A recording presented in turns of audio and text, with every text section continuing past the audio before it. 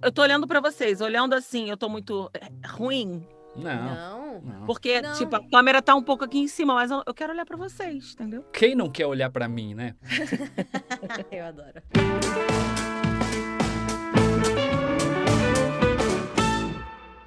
Começou!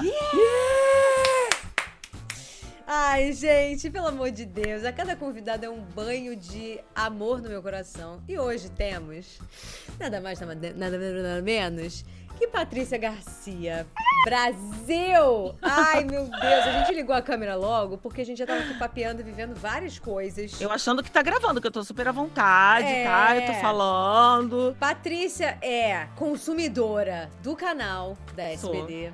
Por favor. Então, assim, tá Recomendo. super acostumada com essa linguagem. Recomenda. Ela recomenda. Então, assim, sabe? Quer puxar a pergunta de sempre do início, Glauco? Então, sim, a gente sempre gosta de começar perguntando como foi o seu início na dublagem. Porque imagina assim, você nasceu, cresceu, falou, acho que eu vou conseguir essa carreira de botar minha voz naqueles personagens ali, ficar dentro de um estúdio quente, enfurnado, falando, aí voltando, com pouco tempo pra ensaiar, e vou fazer isso. O que te levou? Menino, deixa eu te falar, nada convencional.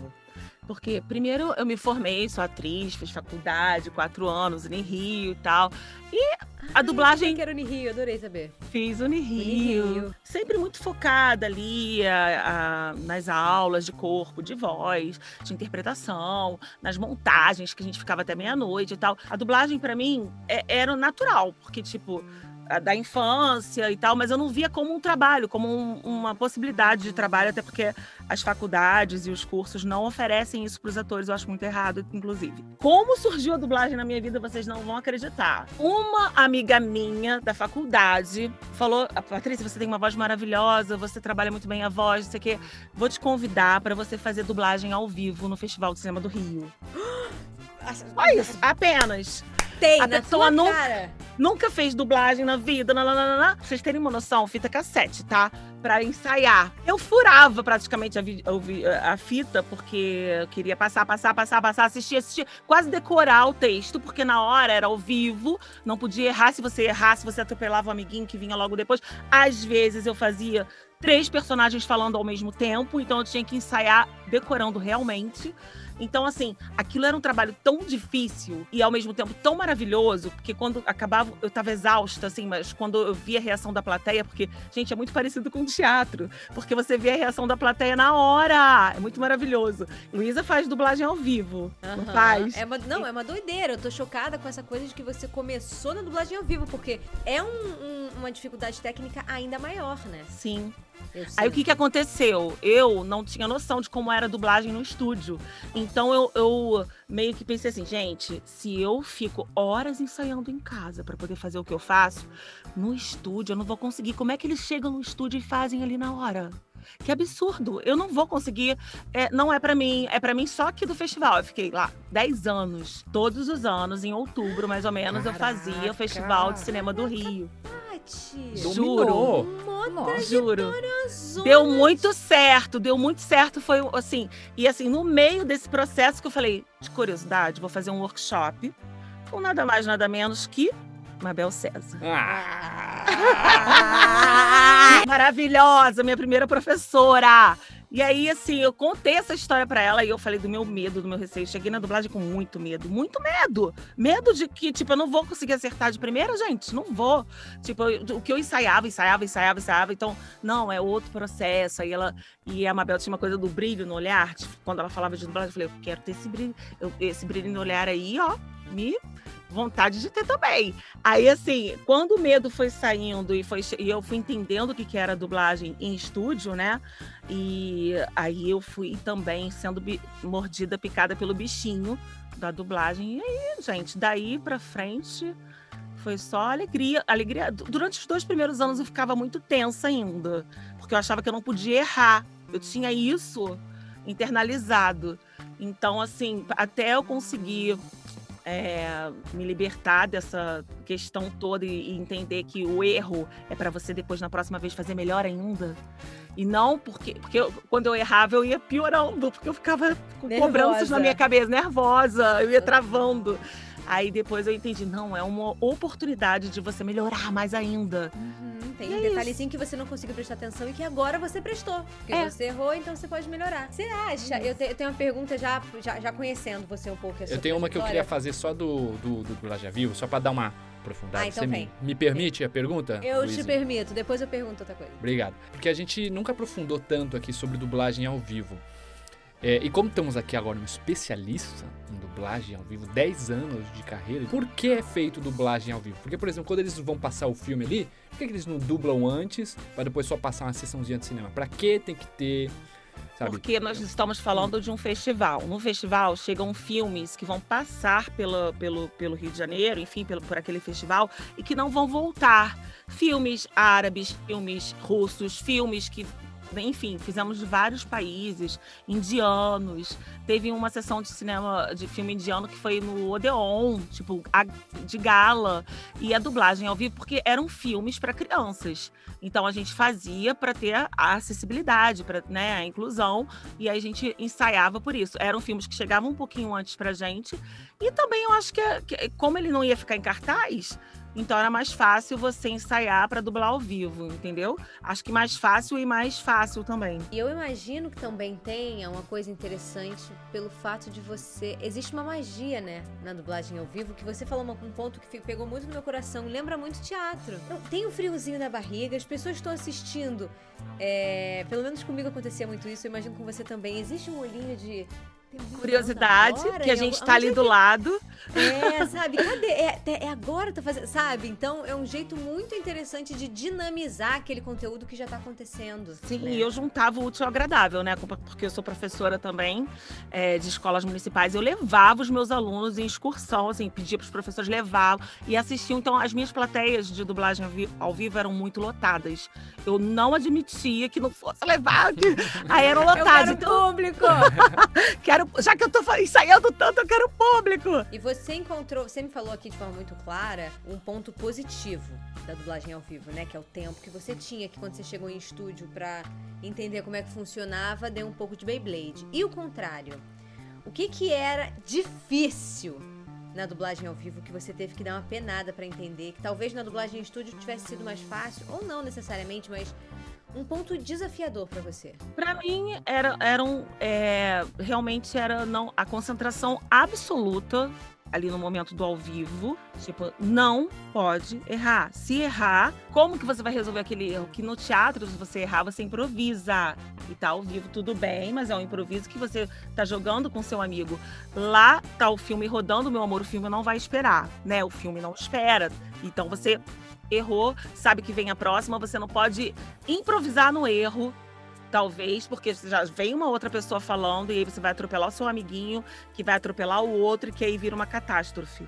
Então a gente ensaiava, entendeu? Muito para que desse certo, assim. Nosso processo era esse. É muito legal, porque a gente que vai entrevistando um monte de gente aqui, né? A gente percebe igual que cada um tem uma história muito específica. É muito interessante ver como que cada um chegou até aqui. Por isso que é uma das perguntas mais legais para mim, na verdade. Entender como é que você chegou nesse ponto. O que te fez caminhar pra cá, né? Mas o que me fez mesmo acreditar que eu poderia ser dubladora em estúdio, tudo, olhar pra dublagem e falar, meu Deus, quantas possibilidades.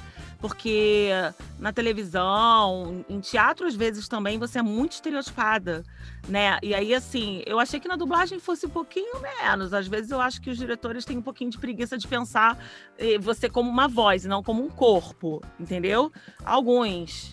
Mas, assim, alguns me dão muitas oportunidades. Eu sou privilegiada em relação a isso, mas eu sinto que, sabe, se tem um gordinho careca e a pessoa logo lembra daquele dublador e não lembra da voz, lembra do físico. É uma coisa boba, assim, que eu acho que dá pra você aproveitar que a dublagem não é isso, não depende disso, pra você explorar mais o ator. O ator tá aí pra isso. E o grande barato da dublagem é justamente isso, você poder fazer de tudo, assim, né? Você ser versátil. Então, assim, eu vi como eu amo ser atriz mesmo, Eu vi uma possibilidade de viver várias aventuras no mesmo dia, na mesma semana, e nunca tem tédio, o tédio tá longe. E aquilo aí, tipo, o brilho foi isso que me fez continuar, porque assim, se eu tivesse aquela tensão da dublagem ao vivo, o que eu imaginava que era no estúdio, eu ia passar mal todo dia, ter dor de barriga todo dia. Então, assim, eu descobri que é maravilhoso, assim, como atriz é o desafio diário. Eu ainda tenho que lidar com as emoções. Eu acabei de fazer um teste agora também, que me deu um gatilho daquele comecinho, porque foi o primeiro teste com um diretor, que é muito meu amigo, mas foi a primeira vez que ele me chamou para fazer um teste importante e tal. Eu não posso falar, esse spoiler eu não posso dar. Tá. Vamos mentalizar que eu vá passar. Mentalizaremos pra você, com certeza. Mas também voltou a Patrícia lá, com a garganta secou. Sabe? A voz ficou um pouquinho arranhada. Eu falei, o que tá acontecendo? Mas aí eu consegui voltar a dominar, porque eu já sei o caminho também de... Não, peraí, vamos curtir. Concentra ali, foca ali, que vai dar certo. Puxando a pergunta que eu fiquei lá atrás e juntando com essa. Eu lembro que minha mãe e Ronaldo, que eu sei que você fez aula com os dois, eram pessoas que eu ouvia direto falando: Patrícia, para de fazer aula, Patrícia, vai trabalhar, meu anjo, você já tem. E aí você fazia, se reciclava e sempre voltava a fazer aula. E aí eu queria entender de você aí de dentro, qual foi o gatilho que você encontrou pra ligar o modo, mesmo que ele ainda esteja em andamento, porque né, nada é absoluto nessa vida, o que te fez ligar o modus? Eu sei fazer esse negócio, calma aí, eu sou Patrícia Garcia, eu sei dublar, eu tô aqui há quanto tempo, sabe? E de você conseguir encontrar esse lugar em você, mais do que no mercado, que o mercado vai sendo aberto, eu acho, conforme a gente vai encontrando as nossas próprias brechas internas. Tenho essa desconfiança. Me conta. Não me arrependo de ter feito todas as aulas que eu fiz. Ronaldo primeiro Mabel, depois a Maíra Góes, maravilhosa. Aí eu vou falar, só pra vocês entenderem. Aí fiz workshop com a Mariângela, com a Carla Pompilho. Aí eu fiz Marisa Leal, Sérgio Muniz. Aí eu fui pro Ronaldo com um chicote na mão, falou a ele que vai. Mas a sua mãe, a Mabel, já queria que eu, desde daquele primeiro, começasse já. Ela via ali o potencial. Mas sim, eu precisei desse tempo todo. E no meio dessas aulas todas, que foram acho que 2 anos fazendo curso, workshop e tudo, no meio desse processo eu já comecei devagar a entrar no mercado.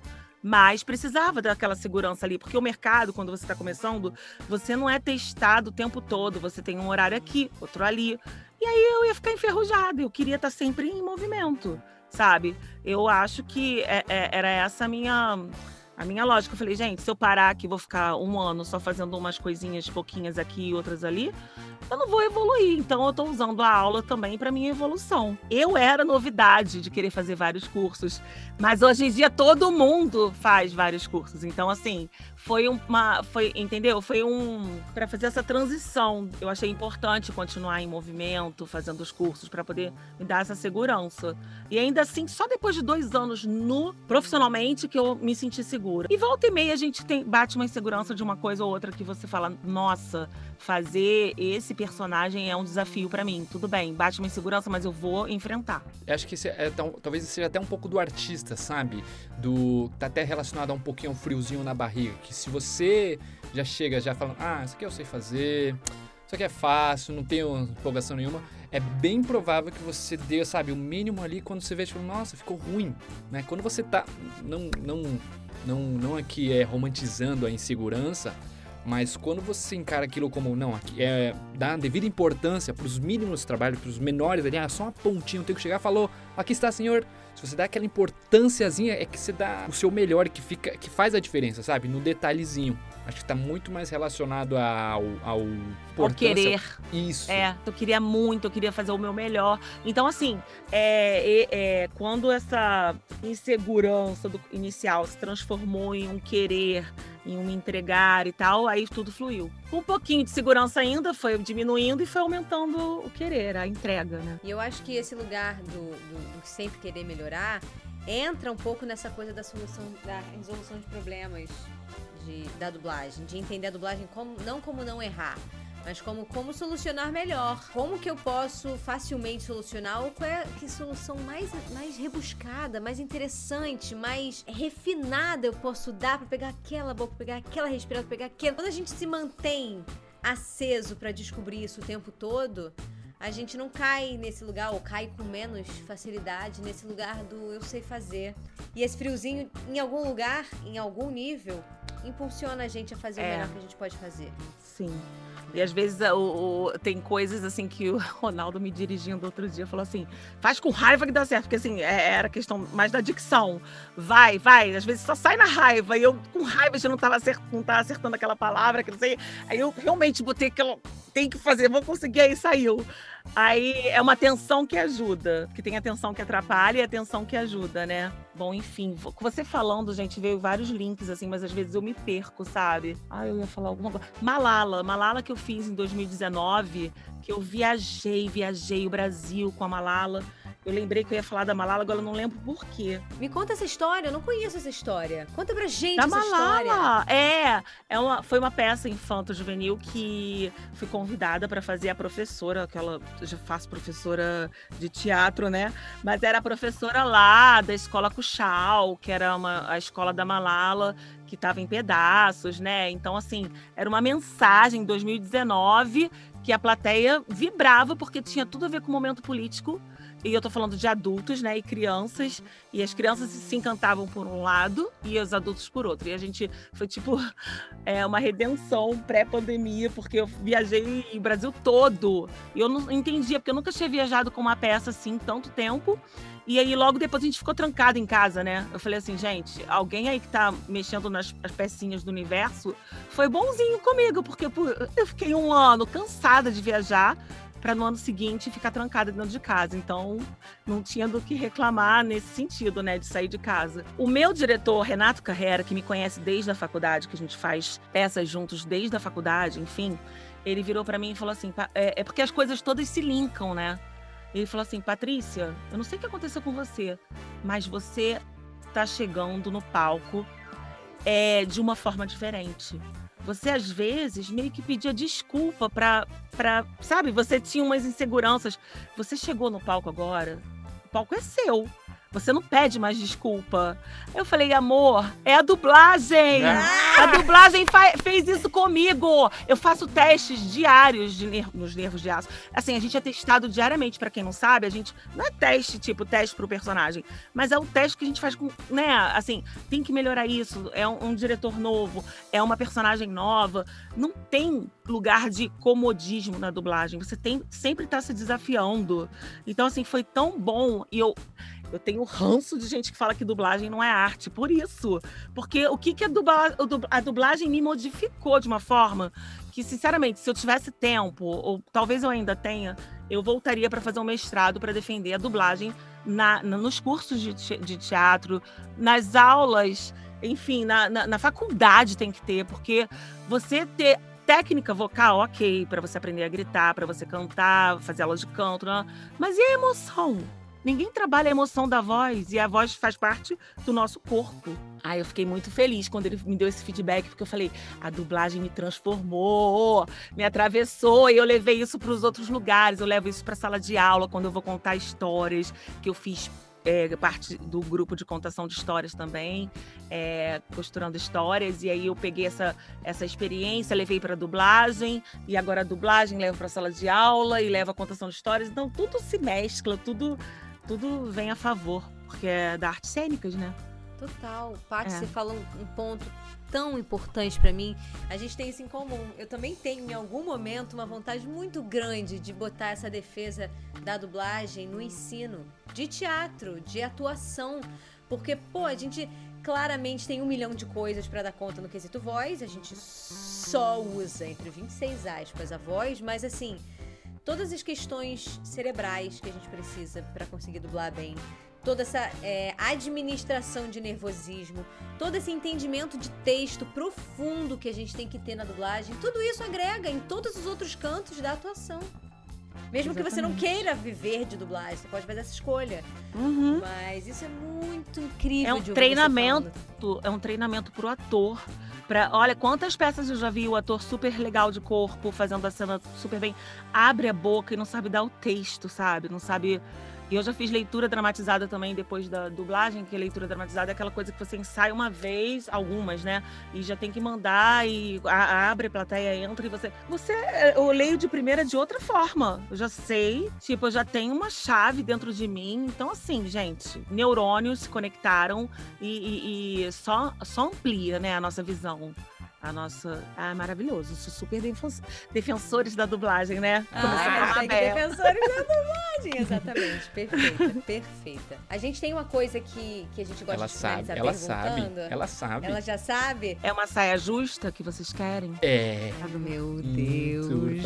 Olha assim, Patrícia. Só não posso dar nomes. Ai. Vocês imaginam, Patrícia, né? Essa coisa do nervosismo no começo da dublagem, mas enfim, as pessoas viam esse potencial em mim. Só que eu fui recebida uma vez no estúdio. Olha, esta é a diretora-geral do nosso produto. Você está fazendo um filme que está concorrendo ao Oscar e a sua personagem é tal. Isso foi a diretora. Normal, hoje em dia eu receberia isso de boa, mas naquela época foi a gotinha pra pessoa tremer. E a personagem, a primeira cena dela, ela era afastada. Eu tô dando spoiler, pode ser que quem quiser pesquisar vai entender, vai saber.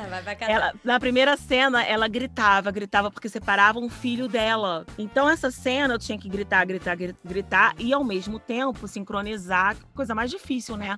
O que ela tava falando no meio do grito. Tipo, podia ter feito no final essa cena. Só que eu fiz no começo. A Mabel dava essas dicas, Ronaldo sempre deu essas dicas. Deixa pro final, que é mais gritado. E aí eu fui fazer, mas eu repeti essa cena, não lembro, eu não contei quantas vezes eu repeti, mas eu repeti muito. E eu tenho técnica mesmo, porque eu fiz cor e tal, tenho técnica vocal para segurar o grito e tal, mas ainda assim eu fiquei um pouquinho rouquinha. Mas a rouquidão combinou com o restante da minha personagem, as outras falas, e foi legal, tudo bem, terminei. Só que assim, eu saí do estúdio assim, tremendo, eu nunca na minha vida, eu tremi de nervoso. E eu fui pro ponto, e eu liguei pro meu amigo, dublador também, Cafiba Lucieri, eu contei tudo que tinha acontecido. E ele ria de mim. E a gente tava falando que a gente dividia muito esse começo, sabe?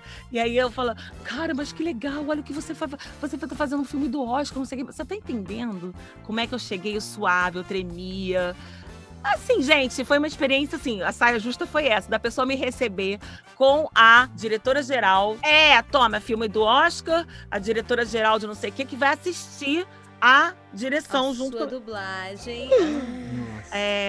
Então assim, foi bonito ver, realmente eu passei ali um sufocozinho, uma saia justa nesse sentido, mas ter passado por isso também e ter não desistido me faz prosseguir, né, ser um pouco melhor, eu acho. E você olha esse produto que você fez hoje, você gosta? Quando você assistiu, você falou, porra, Patrícia.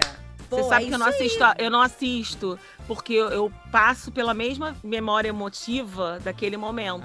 Então eu vou, já que a gente comentou isso aqui, eu vou assistir e eu vou pensar. Me conta, por favor, depois me conta, vou querer saber as cenas dos próximos capítulos. Tá bom. É um momento, né? Um grande momento. E a gente tem uma tendência a sentir que pode melhorar sempre. Então a gente já tem esse olhar crítico, né? A gente com certeza, mas é importante a gente ver o que a gente era capaz de fazer na época e conseguir se aplaudir, né? Pensando no tudo que você tremeu na base naquele estúdio, ver o resultado e falar, pô, ainda saiu isso, olha só, sabe? E não, valorizar. Na época eu me abracei, sim. Eu posso até hoje assistir e falar que, ai, nossa, poderia melhorar muito e tal. Mas na época eu gostei do resultado, sabia? Ficou bem visceral, assim, ficou legal. Mas eu sofri pra caraca.